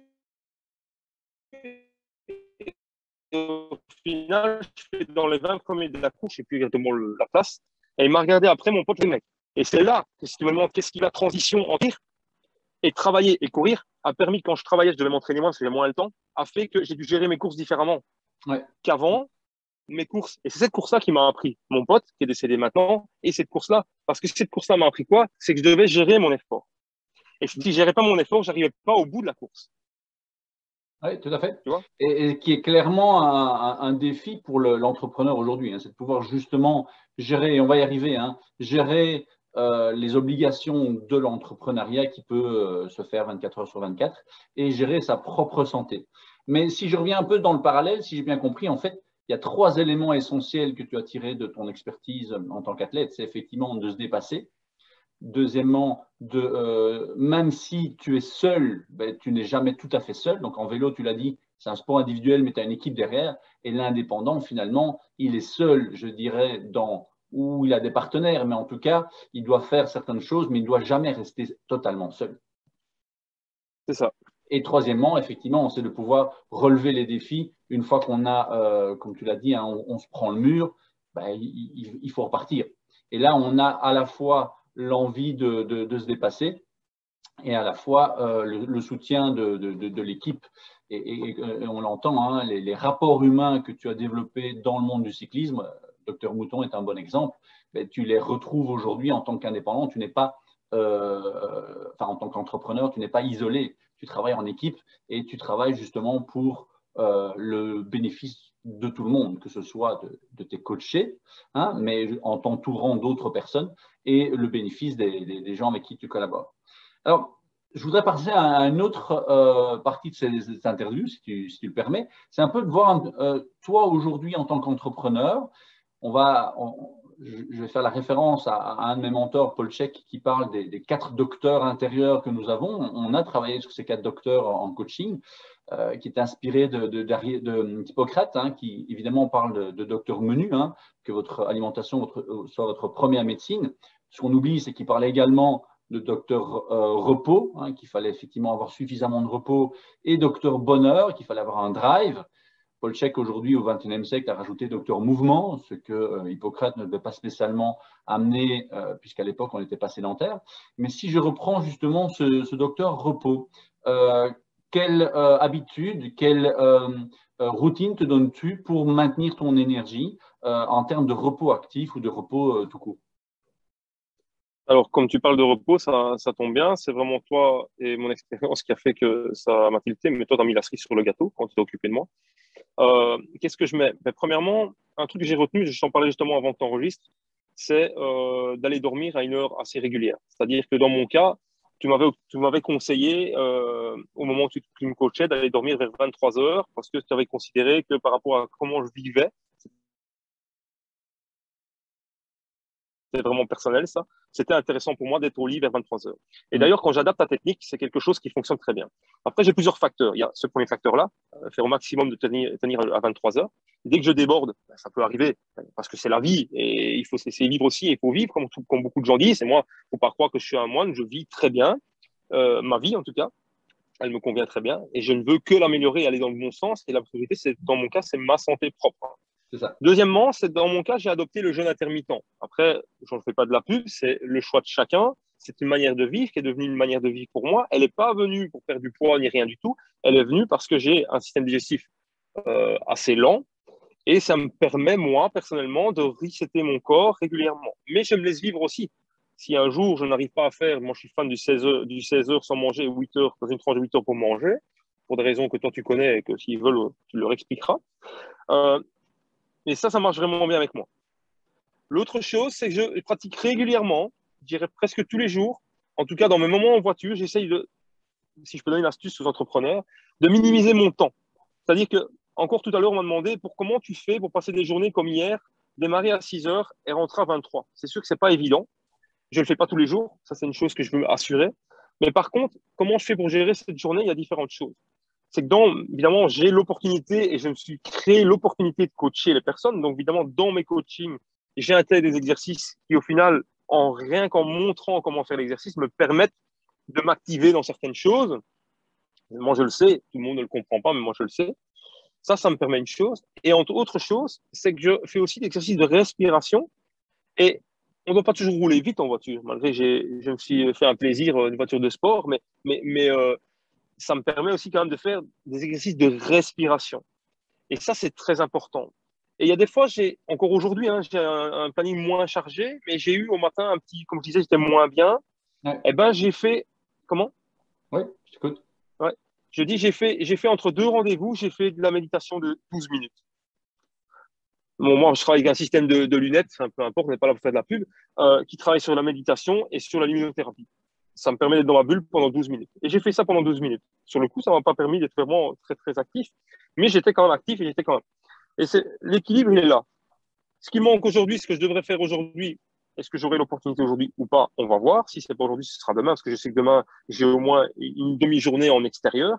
Personnellement, je suis un mec, si vous voyez là derrière, il y a des arbres. Enfin, je suis sur une route, mais il y a des arbres. J'ai besoin de nature. Et j'ai besoin, quelques fois dans la semaine, de me retrouver en nature, avec des coachés ou tout seul. Mais ce que j'ai surtout besoin, et ça, c'est ce que je conseille à mes coachés aussi, mais d'ailleurs, un jour, David, on en parlera à un autre moment, tu me donneras peut-être des conseils, parce que j'ai quand même des gens qui ne sont pas conscients de ça, et je pense que là, tu vas être d'accord avec moi, c'est de trouver du temps pour soi, mais tout seul avec soi-même. C'est extrêmement important, oui. Et ça, personnellement, c'est ma plus grande richesse.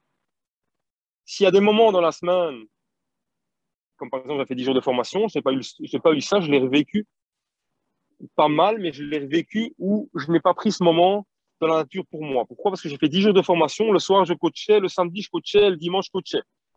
Et le jour férié 21 juillet, je coachais aussi. Et donc, j'ai fait 2 semaines non-stop sans prendre ce moment relax. Erreur de ma part. Chose à ne pas produire. Comment faire pour trouver son équilibre sur la semaine? Chacun doit trouver ses outils. Après, il y a des outils qui fonctionnent avec beaucoup de monde, mais il faut le faire. Ce que je pratique aussi, grâce à mon amie Caroline Bachot, elle pratique donc le FT. Elle a fait beaucoup dans le passé. Elle a une chaîne YouTube comme le docteur Georges Mouton. Hein. Ils ont aussi tous les deux une chaîne YouTube. Et pourquoi je fais de la pub? Parce que vous allez sur leur chaîne YouTube et c'est gratuit. Ils donnent du contenu gratuit. Ils donnent. Ils ont fait des choses. Et prenez-les. Prenez-les. Franchement, c'est le conseil que je vous donne. Pour votre santé, pour votre business, pour tout ce que vous voulez. Beaucoup de coachs ou beaucoup de thérapeutes ne le font pas, mais même si vous êtes tout simplement entrepreneur, faites-le. Et je pratique ce qui s'appelle la vidéo sur l'EFT, sur les affirmations positives. En même temps, les affirmations sur le succès. Enfin, David, c'est un truc de fou. J'ai fait ça, j'ai fait un défi au début de 30 jours et maintenant j'ai lancé d'autres personnes sur un défi. Et pour rester dans l'énergie des personnes, je me dis que je continue aussi. Et donc je le fais. Ça fait au plus de 60 jours que je suis occupé à faire ça. Et des matins, je pars et c'est un peu ben, je fais cette vidéo où je vais à un rendez-vous, j'ai pas la niaque. Je fais cette vidéo et j'ai beaucoup plus la niaque après. C'est un truc de fou. Et ça vient pas tout de suite dans les 2 minutes, c'est pas un remède miracle, mais c'est dans la journée. Tu te rends compte des choses qui se passent. Tu vas boire un verre d'eau. Et la priorité, c'est ce que tu disais tout à l'heure, le meilleur carburant, parce qu'il ne faut pas oublier le carburant que tu mets dans ton corps, il faut donner du bon carburant. Et toi et moi, on est confrontés à des personnes qui nous disent, mais tu sais, David, on s'appelle David, c'est facile. Tu sais, David, euh, mais moi, je mange bien, je mange sainement. OK. Est-ce que je peux un peu discuter avec toi de comment tu manges? Et les choses se passent pas toujours bien. Après, j'ai pas dit que j'étais parfait. J'ai dit tout à l'heure que j'étais quelqu'un qui avait besoin beaucoup d'oméga 3. Mais dans mon propre alimentation, je prends des compléments en oméga 3. Et ma prise de sang dit que je suis trop bas en oméga 3. Pourquoi? Parce que dans mon alimentation, ce n'est pas assez riche en graisse. Je dois manger de la graisse. Et même, c'est même indiqué que si jamais je veux manger de la mauvaise graisse, je ne le fais pas parce que je n'aime pas et je ne la digère pas. Je pourrais manger de la mauvaise graisse parce que j'en ai besoin. Et beaucoup de gens, c'est mieux que moi, David, beaucoup de gens se disent, je ne mange plus de la graisse. Mais la graisse fait partie de la santé aussi. Évidemment, on est bien d'accord de la bonne graisse. Il faut regarder ce qu'on boit. Après, c'est un choix. Beaucoup de gens me disent, j'ai envie de me faire plaisir, il me faut un verre d'alcool. J'ai encore vu tout à l'heure l'exemple, je coach un entrepreneur qui habite en France et il me dit, je fais un défi sans alcool. Je fais génial. Si tu veux, on peut se mettre le défi ensemble parce qu'on a une compétition ensemble le 10 octobre en course à pied. Chose que je déteste entre parenthèses, mais je le fais parce que j'aime bien les défis. Et, il n'est pas prêt à le faire jusqu'au 10 octobre, il dit une fois semaine. Donc oui, évidemment, je lui dis oui, fais-le une fois semaine. C'est bien déjà pour lui parce qu'il buvait tous les jours. Mais je l'ai laissé faire et s'est rendu compte pendant sa semaine de vacances. Il a bu tous les jours, il s'est fait plaisir, même avec des mauvaises graisses. Et il s'est rendu compte en rentrant chez lui qu'il était complètement lessivé. Et beaucoup de gens ne sont pas dans cette rigueur d'alimentation. Et en fait, si je peux donner un très grand conseil, dans la vie, on se complique tous la vie. Il y a tellement d'informations sur Internet. On veut tellement faire de choses pour être parfait. Parfait, on ne le sera pas. Et je peux vous garantir un truc que moi, je vise le parfait en sachant que je ne le serai pas. Mais pourquoi je vise le parfait? Pour être le plus près possible. Ça, c'est une première chose. Mais ça, c'est ma vision à moi et mon envie à moi parce que je veux être en énergie tout le temps. Si David me connaît depuis le début, qui disait qu'il était en burn-out et où je suis maintenant, je n'ai pas dit que j'étais parfait. Mais en tout cas, l'énergie, elle ne fait que monter. Et je veux à un moment qu'elle soit régulière. Je ne veux plus avoir des coups de barre et des coups des trop hauts et trop bas. Je veux avoir cette énergie constante. Quand j'en ai besoin, OK, je l'ai, j'y vais, et go, je fais ce que j'ai à faire. Mais j'écoute principalement mon corps. Tout à fait. Et effectivement, hein, en tant que coach en nutrition et coach sportif, tu as déjà énormément d'outils, ce qui n'est pas toujours le cas, en tout cas, de l'appliquer pour soi, hein, puisque j'ai l'occasion de coacher quand même pas mal de coachs en tant que tel. Et c'est vrai que parfois, le cordonnier est le plus mal chaussé. Donc, on a commencé par Docteur Repos. Et effectivement, c'était un domaine sur lequel on a travaillé ensemble à l'époque où j'ai eu la chance de te coacher. Et tu viens de parler de Docteur Menu, hein, avec tes besoins d'oméga 3 avec l'importance effectivement des lipides, hein, des bonnes graisses pour le système hormonal, pour le système de récupération. En termes de docteur mouvement, à quoi ça ressemble ta semaine en termes d'activité sportive pour toi, en dehors des séances que tu fais avec tes coachés qui sont finalement plutôt de la récupération active, qu'est-ce que tu fais pour toi pour te maintenir en forme? Alors, je vais être franc avec toi, pour l'instant, pas assez. Ça, c'est sûr. Maintenant, comme je l'ai dit juste avant que j'intervienne, j'ai dit j'écoute mon corps. Et c'est important de comment mes journées se passent et comment j'arrive à planifier. Ce que je veux, c'est pas mettre de stress. Ce que je sais, une chose par contre, c'est si je bouge pas pendant X jours pour moi-même, d'accord, mais ça peut être dans mon cas, et ça, c'est vraiment un grand rituel que j'adore, c'est aller marcher. La première chose que je pratique, c'est marcher. L'autre chose, je pense que tu vas être content, c'est que je pratique régulièrement de l'automassage avec les foam rollers. Les foam rollers, pour ceux qui ne connaissent pas, c'est des rouleaux de massage et des balles de massage. Ça, c'est quelque chose qui fonctionne très bien chez moi. Ça me permet de faire partie de mon activité aussi personnelle. Après, je fais aussi de la boxe parce que je suis fan de la boxe. Je pense que tu l'as vu. Donc, je fais de la boxe. Et évidemment, le pilier qui me manque, c'est le vélo. Et donc, l'idée, c'est de faire le vélo. Et pourquoi je me mets des défis, comme tu en parleras peut-être plus tard, comme le Kilimanjaro ou la course à pied avec mon coaché, c'est pour me mettre des objectifs et de la préparation pour y aller. Voilà. Et on reconnaît bien hein, le mental de challenger que tu as depuis tout petit, hein, puisque je t'avais posé la question en début d'interview, pourquoi à 13 ans tu t'es mis à faire de la compétition. Mais aujourd'hui, tu es toujours un peu dans ce mode, mais avec, hein, parce qu'en posant la question sur Docteur Mouvement, contrairement à ce qu'on pense, Docteur Mouvement, ce n'est pas spécialement faire des sprints, faire des longues sorties en vélo ou des longues sorties en course à pied ou faire du crossfit. Il faut pouvoir, comme tu le dis, trouver le dosage qui nous convient au moment même. Et en tant qu'entrepreneur et sportif, on aurait tendance effectivement à en mettre trop sur la table. Et donc, mais parle-moi justement de ce défi du Kilimanjaro, parce que ça, je pense que en tant qu'entrepreneur, tu vas pouvoir en tirer des avantages autant au niveau mental, humain, que physique. Tu as une préparation particulière en ce moment? Alors, en ce moment, j'ai pas une préparation particulière. Maintenant, la préparation particulière pour moi, elle va être évidemment de marcher un peu plus dans un premier temps. C'est comme ça qu'on s'est donné rendez-vous avec mon ami avec qui j'y vais, qui est Yannick Callen, c'est mon ami David McDohan. On est trois pour l'instant à y aller et on est très bien comme ça. S'il y en a d'autres qui nous rejoignent, on sera satisfait. Le défi, ça fait depuis début d'année que je sais que je vais le faire. Normalement, je vais le faire au mois de mars, mais comme ma petite Jade arrivait en plein milieu, j'ai décidé de ne pas y aller avec eux. Et, euh, et donc, ici, au mois d'octobre, j'y vais. Et là, c'est décidé. J'ai payé les billets d'avion la semaine passée parce que le temps passe, le temps passe très vite et il nous reste que 2 mois. Mais il faut savoir que le défi du Kilimanjaro est un très beau défi. Mais pour beaucoup de monde, ça les freine en disant oh, 5800 mètres d'altitude. Ouh. Eh ben, le premier défi pour lequel je vais le faire, c'est pour moi-même, sur moi-même. Parce que je ne sais vraiment pas où j'en suis question altitude. Je sais que je vais travailler la respiration, ça c'est important, parce que ça va être très important pour moi. Je vais travailler un peu le cardio pour me mettre en situation de palpitation, si je peux appeler ça comme ça. Si tu as des conseils, n'hésite pas à me les donner. Oui, on pourrait. Je vais marcher. Je vais être actif en tout cas, mais tout en écoutant toujours mon corps. Parce que ce que je veux, c'est arriver là-bas en pleine énergie. Et le défi principal, c'est, je vais le dire, fin août, j'organise un barbecue avec mes coachés et mes partenaires. Si tu étais là, ben, je t'inviterai aussi, mais je pense que ça va être un peu loin, Un peu loin. du Canada. Mais sinon, tu étais le bienvenu. Et je risque de boire un verre ce jour-là. Et quand je dis je bois pas, j'ai bu 3 verres ce week-end. Cette semaine, j'en bois pas. Peut-être que le week-end, j'en boirai un. Et le 29, peut-être un. On va dire, c'est pas grand-chose. Mais je veux, et l'objectif principal pour moi, on en revient sur les autres docteurs, c'est plus d'alcool à partir de fin août, plus de boissons énergisantes. Quand je parle de boissons énergisantes, tu sais lesquelles je veux parler, c'est style Red Bull et autres. Déjà, je suis déjà en route là, ça fait déjà plus d'une semaine.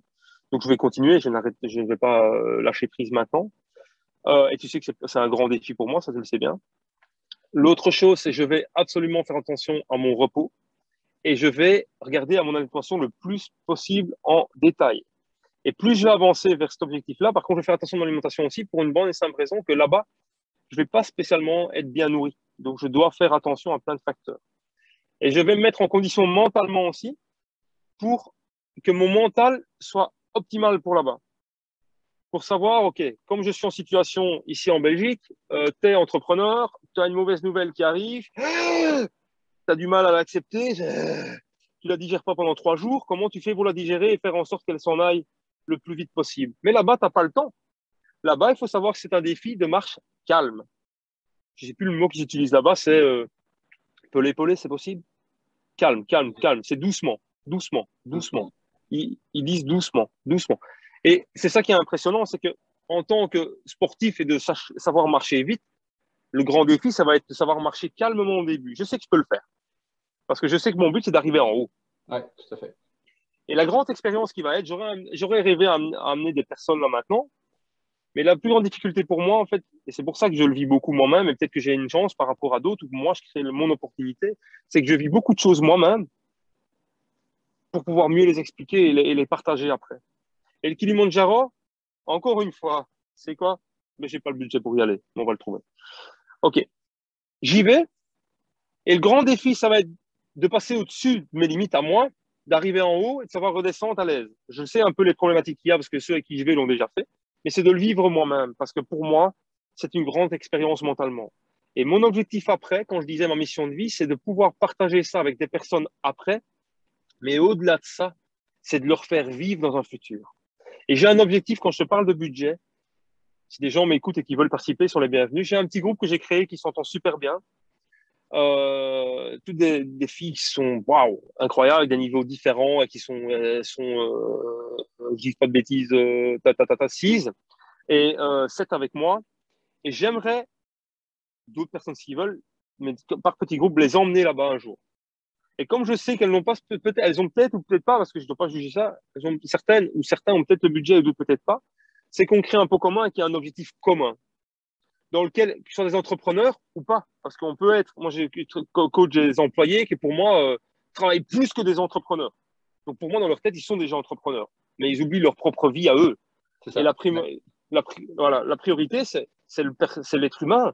C'est si toi, tu ne fonctionnes pas, et c'est toujours pareil, hein, je pense que tu vas être d'accord avec moi, si dans 10 ans, tu dis je veux être où, en quelles conditions et en quelle forme dans 10 ans. Si tu veux être là comme tu es là maintenant, et que tu es bien, et que tu es en bonne santé, ok. Mais si tu as une petite douleur à droite ou à gauche, comment tu fais pour les résoudre, pour être de mieux en mieux? J'adore la phrase, c'est oui, mais moi j'ai envie de vivre. Ok, mais c'est quoi vivre? Parce que si dans 10 ans tu vis et que tu n'es pas en bonne santé, c'est vivre ça pour toi. Ok, tu profites soi-disant de la vie maintenant, mais est-ce que tu profiteras quand tu pourras réellement vivre? C'est ton choix. Si moi, à 50 ans, je veux être le meilleur grand-père du monde, c'est si je veux pas que ma fille soit déjà maman à cet âge-là, mais si elle est, je veux qu'elle sache compter sur moi et que je sois en forme. Ouais. Avec mes petits-enfants, ça, je profitais de moi. On me dit, ouais, mais il faut profiter en tant que papa. Ça, c'est ma popote. J'avais qu'à m'y prendre plus tôt, mais je profite quand même. C'est pas que je profite pas, je profite quand même. Mais le Kili, c'est amener des personnes comme moi, ou même pas sportifs, qui n'ont jamais fait de sport dans leur vie, et on s'en fout parce que c'est pas un défi sportif. C'est un défi humain et un défi personnel sur l'être humain, en fait. Et finalement, si je devais faire un lien avec le dernier docteur d'Hippocrate, docteur Bonheur, c'est ça qui te motive, c'est ce défi humain qui permet de se dépasser, mais qu'importe, je dirais, le niveau du dépassement, chacun va se dépasser à son niveau, et toi, tu es là pour soit servir de super équipier, soit servir de bâtisseur pour bâtir finalement les fondations pour que ce groupe de jeunes femmes, par exemple, puisse arriver au sommet du Kilimandjaro, mais en profitant, pas avec la langue pendante et ne pouvant pas profiter de l'expérience.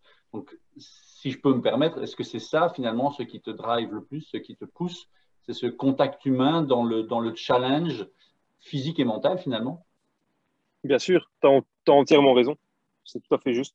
Et ce qui rejoint finalement, si tu veux en parler, mais rapidement, ton objectif ultime, c'est de pouvoir permettre aux coachs comme toi de travailler dans une ambiance la plus optimale possible pour eux-mêmes pouvoir amener leurs coachés vers ce défi. Bien sûr, c'est ce qu'on avait discuté ensemble sans aller dans le détail. C'est l'objectif futur par rapport à mon propre, j'aime pas appeler ça un boulot, mais on va dire boulot, parce que pour moi, c'est une passion. Et si je vis de ma passion, et comme tu dis, si je vis que les autres soient heureux, au final, tout te revient à un moment ou l'autre. Il faut juste avoir la, le moral et la détermination de mordre sur sa chic dans certains moments de la vie, et pour garder le cap et jamais rien lâcher, en fait. Et c'est pas évident parce que ça a peut-être été ton cas, en tout cas, ça a été le mien. Il y a des moments, je ne le cache pas, que ça aurait été plus facile pour moi de choisir un boulot de salarié et d'arrêter tout du jour au lendemain. Mais oui, mon évolution en tant que personal trainer, je ne veux pas développer un réseau de personal trainer, je veux pas ça, mais je veux créer des endroits où les personal trainers ou coachs en nutrition vont se sentir bien comme à la maison. Et si eux sont bien, ils sont dans un cadre magique, eh ben, un peu comme Disney World, on va parler comme ça, un peu comme voilà, ils travaillent à Disney World, mais c'est le Disney World de la santé. On va Super. l'imaginer comme ça. Tout à fait.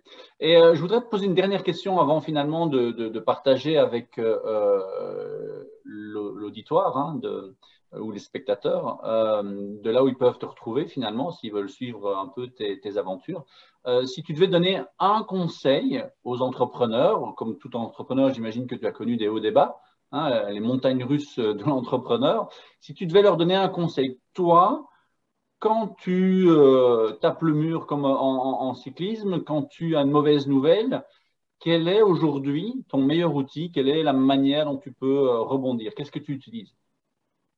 Alors, la première chose que j'utilise, c'est la respiration et faire un tour dans les bois. Maintenant, si je peux donner une image par rapport à ça, c'est assez marrant qu'on parle de ça. Dernièrement, quand j'ai été justement chez mon ami médecin, il y avait la personne, l'infirmier qui fait les prises de sang, et il est arrivé à me parler de choses que je ne lui ai jamais parlé. Et justement, par rapport à l'entrepreneuriat, comme tu en parles là maintenant. Et le conseil que je donnais, je dis, écoute, Grégory, la première chose que tu dois faire, c'est monter sur la montagne, observer la vallée, donc observer ton business, voir un peu les choses comme elles se passent et prendre du recul. C'est facile à dire, on ne le fait pas, on reste la tête dans le guidon. Mais faites-le. Et la première chose à faire, pour moi, le premier des conseils, parce qu'avant de savoir visualiser monter sur la montagne, il y a peut-être des jours avant d'y arriver pour certaines personnes. La première chose, c'est se dire, OK, merde, je lâche prise. Merde, je tire la prise, je prends ma bagnole, je mets la musique à bloc, je fais attention à la circulation et je fais ce que j'ai à faire. Merde, je mets mes baskets, je mets mes bottines, je pars marcher une demi-heure dans les bois. Merde, OK, j'ai un rendez-vous dans une heure, je fais mon rendez-vous, après j'envoie tout chier. façon de parler et je reporte mes rendez-vous et je vais souffler. Voilà, faites-vous des moments de lâcher prise, des moments où je dis merde, des moments où on crie, aller dans les bois et crier un coup, crier fort. Moi, j'ai une amie qui est incroyable, enfin plusieurs, elle me dit, mais David, ça me manque d'aller crier dans les bois avec toi. Et pourtant, vous savez quoi? Au début, elle n'osait même pas parler dans les bois. Et il faut vraiment extérioriser tout. Et c'est pas comme tu m'as appris aussi, justement, c'est comme tu m'as appris, c'est pas spécialement aller mettre une paire de baskets et aller courir à fond. Par contre, vous pouvez aller dans les bois, se dire je mets une paire de baskets, vous allez marcher tranquille et puis faire 2-3 sprints dans le bois pour dire un peu débloquer la machine. Et puis après, on revient relax pour faire le retour au calme. Ça va, mais pas aller courir 1 heure à fond, ça, il ne faut pas faire.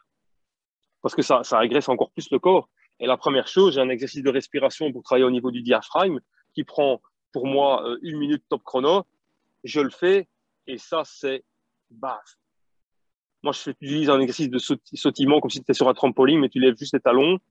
Je fais ça 20 fois, puis j'inspire en ouvrant la cage thoracique et refermée pour bien travailler au niveau du diaphragme. Je répète ça 3 fois, ça prend 3 minutes peut-être.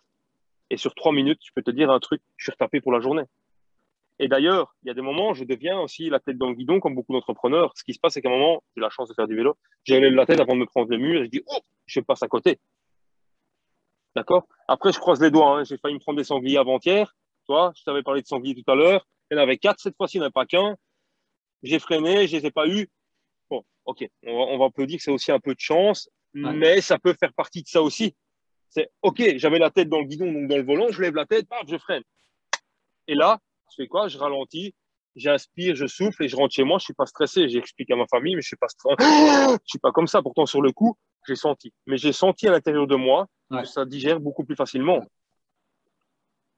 Excellent. En tout cas, cher David, très très heureux d'avoir fait cette interview avec toi.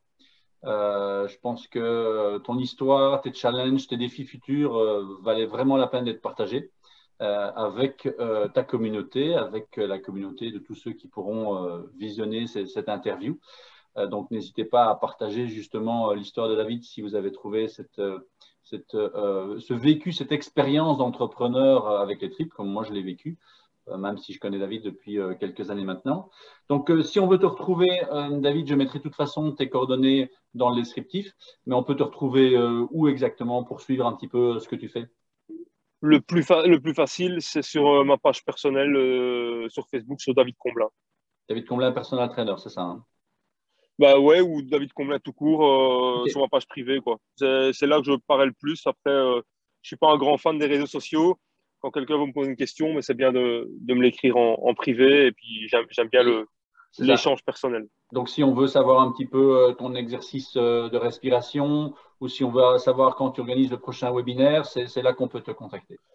On m'écrit un message sur Messenger ou par email et où on me laisse son numéro de téléphone. Et comme je te dis, j'aime bien l'échange personnel. Donc, si je peux partager avec quelqu'un et donner mes conseils. D'ailleurs, une petite anecdote, il y a un coach qui est chez nous et qui est aussi chez Nutrition Coach qui récemment m'a téléphoné pour demander des conseils.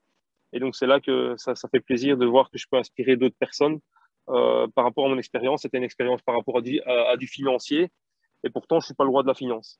Mais ça permettait de le relaxer et de faire en sorte qu'il soit plus relax avec ses problèmes financiers. En fait. Bah, écoute, en tout cas, David, merci pour ton temps.